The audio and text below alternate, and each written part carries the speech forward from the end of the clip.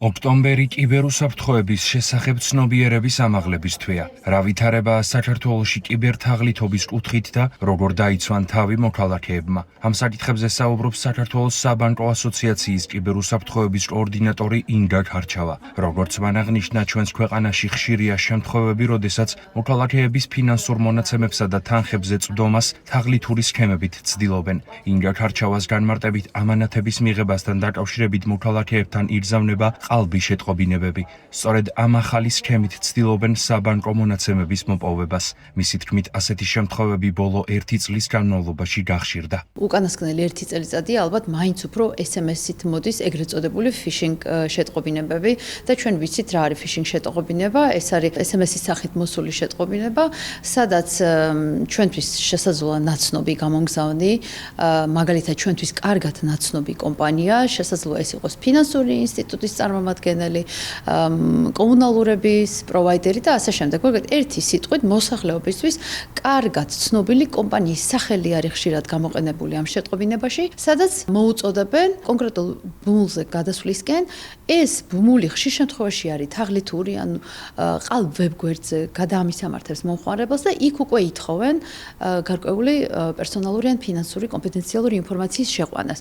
ყველაზე ხშირად ეს არის საბანკო ინტერნეტ ბანკში შესასვლელი მონაცემების შეყვანა და ამ შემთხვევაში ჩვენ გულისხმობთ ინტერნეტ ბანკში შესასვლელ მომხმარებლის სახელს, პაროლს და ასევე ერთჯერად კოდს, რომელსაც იღებს მომხმარებელი მაშინ, როდესაც ცდილობს საკუთარ ინტერნეტ ბანკში შესვლას. ან არის ხშირი შემთხვევები, როდესაც საბარათე მონაცემებს ითხოვენ. ეს მონაცემები თუ კი ყალბ ვებგვერდზე არის გადამისამართებული და ყალბ ვებგვერდზე არის შესული, ეს მონაცემები შეყავს, თაღლითისთვის არის ხილული და ამ მონაცემების გამოყენებით სამწუხაროდ ხდება მერე მომხმარებლის ანგარიშიდან თანხის ჩამოჭრა. ყველაზე ხშირად აქვე უნდა ვთქვათ, რომ გავრცელებული არის საფოსტო გადაზიდვის სახელით მოსული შეტყობინებები. თქვენ მიიღეთ ამანათი და ამანათის დასადასტურებლად ან ამანათის მისაღებად აუცილებელია სასწრაფოდ გადახვიდეთ ბმულზე და შეიყვანოთ ეს მონაცემები ან დაადასტუროთ, რომ ეს ამანათი თქვენია. პირველი რაც უნდა გაითვალისწინოს მომხმარებელმა, თუ კი მომხმარებელს არ აქვს შეკვეთა განთავსებული, ხო? იქნება ეს ქართულ ონლაინ მაღაზიაში თუ ძალიან ხშირია და თქვენ იცით პოპულარული თქვენ ჩინეთიდან თუ სხვა ქვეყნებიდან ამანათების შეკვეთა, ხო?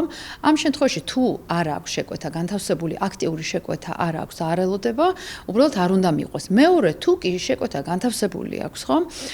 იმოქმედოს მისთვის ნაცნობ სივრცეში. რას გულისხმობ? ჩვენ როდესაც შეკვეთას ვათავსებთ, სარგებლობთ კონკრეტული გადამზიდავი კომპანიის მომსახურებით, ხომ? ჩვენი მომსახურების კომპანიაში გვაქვს რეგისტრირებული ანგარიში, ჩვენ ვიცით მისი ოფიციალური ვებგვერდი, იქ გვაქვს გახსნილი ანგარიში, ვერიფიკაცია, ავტორიზაცია გვაქვს გავლილი და ასე შემდეგ. მოკლედ, ის არის ჩვენთვის ნაცნობი სამოქმედო სივრცე. როგორც ინგა ქარჩავამ განმარტა, თაღლითური სქემის მსხვერპლი შეიძლება აღმოჩნდეს ნებისმიერი ადამიანი. ამიტომ ამ მიმართულებით მეტი ყურადღებაა საჭირო. მან მოქალაქეებისთვის გარკვეული რეკომენდაცია კიდევ ერთხელ გასცა. მნიშვნელოვანია, რომ პირველ რიგში არ მიყვეთ ამ მოწოდებებს კონკრეტულ ვებგვერდზე გადასვლისკენ, მონაცემების შეყვანისკენ და ასე შემდეგ. მაგრამ თუ კი მომხმარებელი მაინც ვერ მიხვდა, რომ ეს არის თაღლითური შეტყობინება და სინამდვილეში იმ კომპანიის სახელით, რომელიც არის გამოგზავნილი, ლეგიტიმური გზავნილი არ არის, რა უნდა მოიმოქმედოს. იმ წამსვე დაბლოკოს დაუკავშირდეს ფინანსური ინსტიტუტს და მოახსენოს, რომ სავარაუდოდ თაღლითურ ვებგვერდზე გაამჟღავნა ეს მონაცემები და იმ წამსვე შეცვალოს პაროლი. სავარაუდოდ მომხმარებელი ერთი და იგივე პაროლს იყენებს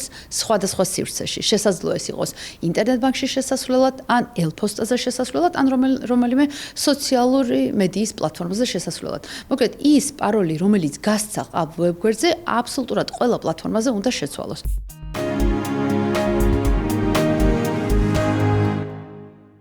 ლიანა ისაკაძის სახელობის საერთაშორისო ფესტივალი ღამის სერენადები გრძელდება. ღონისძიების ფარგლებში კონცერტი 9 ოქტომბერს ვანო სარაჯიშვილის სახელობის კონსერვატორიის დიდ დარბაზში გაიმართება. ამ დროისთვის ნიჭიერთა 10 წლეთში რეპეტიციები აქტიურად მიმდინარეობს. კონცერტში მონაწილეობას მიიღებენ დირიჟორი ბეატრიჩე ვენეცი, მევიოლინე ვერიკო ჭუმბურიძე და ორკესტრის საქართველოს ვირტუოზები. ფესტივალის სამხატვრო ხელმძღვანელია გიორგი ისაკაძე. კონცერტზე შესრულდება ცნობილი ნაწარმოები განმარტებები. დასკვნითი საღამო კი 11 ოქტომბერს გაიმართება. შეგახსენებთ, რომ საერთაშორისო ფესტივალი ღამის სერენადები მსოფლიოში სახელგანთქმულმა მევიოლინემ და დირიჟორმა ლიანა ისაკაძემ 1982 წელს აფხაზეთში დააარსა. ღონისძიების მხარდამჭერები არიან საქართველოს კულტურის სამინისტრო, შემოქმედებითი საქართველო და თბილისის მერია. კონცერტი 9 ოქტომბერს კონსერვატორიაში 20 საათზე დაიწყება. წელს ფესტივალ ღამის სერენადების ფარგლებში დაგეგმილი გქონდა 6 კონცერტი 3 ქალაქში, მასტერკლასები, ვორქშოპები, სამხატვრო გამოფენები. ბორჯომში და ბათუმში უკვე ანშლაგი ჩაიარა ჩვენმა კონცერტებმა და აი მიუახლოვდით თბილისის ნაწილს. ბოლო 2 კონცერტი წლევანდელ ფესტივალზე 9 ოქტომბერს კონსერვატორიის დიდ საკონცერტო დარბაზში ვერიკო ჭუმბურიძე და მაესტრა ბეატრიჩე ვენეცი წარსდგებიან ბრამსის სავიოლინო კონცერტით და ჩაიკოვსკის სერენადათი. მოხარული ვარ, რომ მეორეჯერ ვიღებ მონაწილეობას ჩემი ყველაზე საყვარელი მევიოლინე ლიანა ისაკაძის ფესტივალზე, ღამის სერენადებში და მე შევასრულებ ბრამსის ერთ-ერთი უდიდეს ლეგენდარულ სავიოლინო კონცერტს საბაზო ორკესტრის საქართველოს ვირტუოზებთან ერთად და იტალიელი დირიჟორი ბეატრიჩე ვენეცისთან ერთად. I'm very happy. ძალიან ბედნიერი ვარ, რომ კვლავ დავბრუნდი საქართველოში. საინტერესო პროგრამას წარმოგიდგენთ. მოხარული ვარ, რომ კვლავ შემიძლია ვერიკო ჭუმბურიძესთან ერთად შევასრულო ეს პროგრამა. დარწმუნებული ვარ, რომ კონცერტი წარმატებული იქნება თბილისში.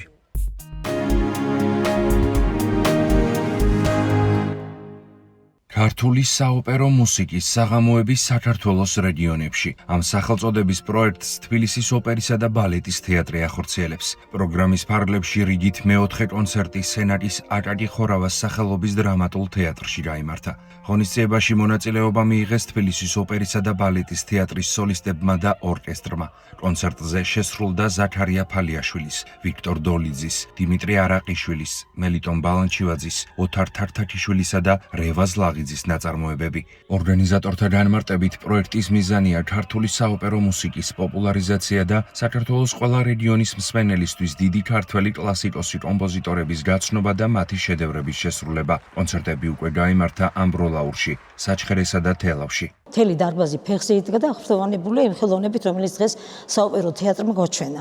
არაჩვეულებრივი სოლისტები, არაჩვეულებრივი ორკესტრი, არაჩვეულებრივი დირიჟორი და რომელიეთ ჩამოთვალო ეს გვარები სულ ყველა ზღაპრული მომღერლები არიან, რომელთაც აქვთ ბევრი დიდი გამოცდილება მსოფლიოს სხვადასხვა თეატრებში სიმღერის და ბოლოს საქართველოს საოპერო, თბილისის საოპერო თეატრი არის ცნობილი მსოფლიოშიც და ჩვენი სავიზიტო ბარათია. მადლიერი ვარ, რომ ხდება ქართული კლასიკური მუსიკის პოპულარიზაცია. ჩემთვის კომპოზიტორი ყველაზე საყვარელი არის ოთარ თაქთაქიშვილი და ძალიან მოხარული ვარ, რომ დღეს შევძელი ასეთ არაჩვეულებრივ კონცერტს დავსწრებოდი და მადლიერი ვარ ამისთვის.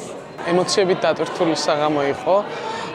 ძალიან კმაყოფილი ვარ დასწრებული მრავალი ოპერის წარმოდგენას, მაგრამ ეს იყო ერთ-ერთი გამორჩეული საღამო. ვარ ემოციებით დატვირთული და მინდა რომ კიდევ ბევრჯერ განმეორდეს მსგავსი საღამოები ქალაქ სენაკში.